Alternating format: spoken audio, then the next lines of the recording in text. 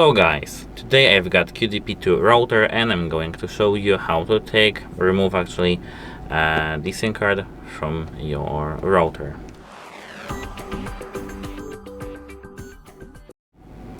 To do so, at first turn it upside down like this. Here, as you can see, we've got our SIM card place and you need to prepare yourself something small.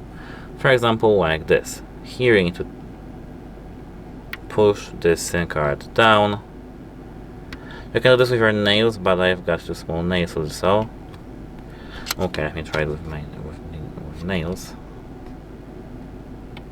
Okay, now you need to push it down until you hear a click, and now here we've got our SIM card. That's how it works. Goodbye.